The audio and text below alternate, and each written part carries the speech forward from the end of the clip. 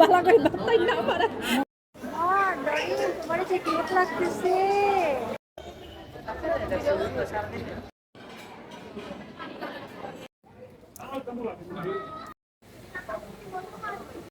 Taylor দিকে বুঝে গেছেন আজকের ভিডিওটা কেমন হতে যাচ্ছে।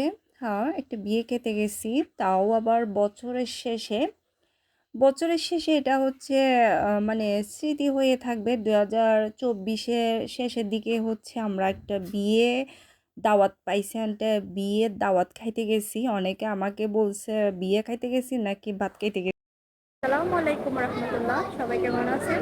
চলে আসলাম নতুন একটা ভিডিও নিয়ে। আমি এখন হচ্ছে ওয়েস্টার্ন পার্কে চলে আসলাম বিয়ের দাওয়াত খেতে। মনে হয় অনেক আগে চলে আসছি, একদম ফাঁকা ফাঁকা। ওখানে গিয়ে মানে মনে হচ্ছে সবার আগে মনে হয় আমরাই চলে গেছি। মানে একদমই ফাঁকা ফাঁকা ছিল। আর আমরা হচ্ছে বরপক্ষই ছিলাম। এটা হচ্ছে আমার আহ, বাবির বোনের ছেলের বিয়েতে গেছি আমরা।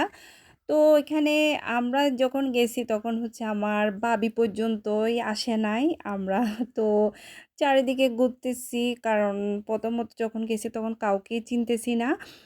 আর হচ্ছে যেখানেই যাই না কেন প্রথম ফার্স্টে হচ্ছে আমার তো ভিডিও করতে হয়, তো আমি হচ্ছে চারিপাশে একটু ভিডিও করে নিছি আর ছবি তুলছি। তো দেখতেছি সবাই এক এক করে আসতেছে। প্রথমত যখন গেছি তখন কাউকে আসলে চিনতেছি না আমরা, সেজন্য কারোর সাথে আমরা কথাও বলতে পারতেছি না। আর বড় আপু মেজো আপুরা চিনতেছে, বাট আমি চিনি না তেমন কাউকে, ওটার জন্য। তা আমি যখন কন্টেন্ট ক্রিয়েটর, তো হচ্ছে আমার তো আসলে ভিডিও করতে হয় যাতে আপনাদের সাথে শেয়ার করতে পারি। আমার বাইজিকে না মাশাআল্লাহ অনেক সুন্দর লাগতেছে। আর আমি যখন সাজি আমি শুধু হচ্ছে আমি আমার নিজেকে নিজে দেখি, কেমন জানি আমার সাজগোজ করতে অনেক বেশি ভালো লাগে। সেটা হচ্ছে আমার ছোটো থেকেই অভ্যাস, এটা সাজগোজ করলে আয়নার সামনে বারবার নিজেকে দেখতে ইচ্ছা হয়।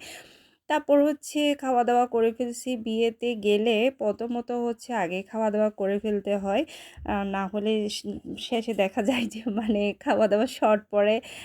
সেটা যাতে না হয় মতন আগে হচ্ছে খাওয়া দাওয়ার কাজটা সেরে নিই, কারণ আর প্রচুরও খিদা লাগে গেছে আমার। আর বিয়ের দাওয়াত বলেন, তারপর মেজবানি বলেন, ওখানে গেলে কিন্তু আমার কিন্তু আবার বেশি খিদা লাগে। তো এক এক করে দেখতেছি সবাই চলে আসছে। এখন হচ্ছে আমি আবার বউকে ভিডিও করতেছি। মাশাআল্লাহ বউটা অনেক কিউট ছিল। আম, তা আমি বউকে ভিডিও করতেছি অ্যান্ড চারপাশে ভিডিও করতেছি। তো যখন বউ সাজ দেখি না, তখন আসলে ভালো লাগে। তখন ইচ্ছা হয় নিজেও একটা মানে নিজেও বউ সাজি, মানে ভালো লাগে আমার। বিয়েতে গেলে মানে বউদেরকে দেখলে না আমার অনেক বেশি ভালো লাগে। আর মনে মনে দোয়া করি আল্লাহ তাআলা যাতে তাদেরকে সুখী করে, মানে শান্তিতে জীবনযাপন করতে পারে।